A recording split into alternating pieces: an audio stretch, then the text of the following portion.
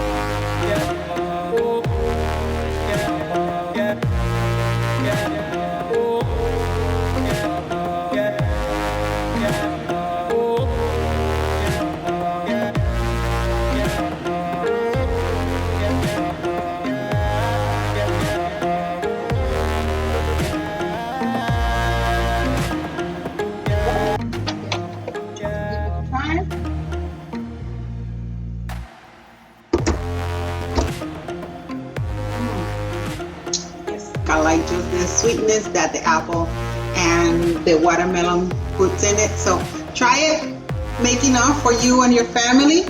I usually, when I get done, I put it in a container with a lid, and it will last you about 3 to 5 days in the refrigerator. So enjoy this delicious, fresh blueberry, watermelon, apple, aloe, lemon, lime, chia seeds, and peppermint tea drink.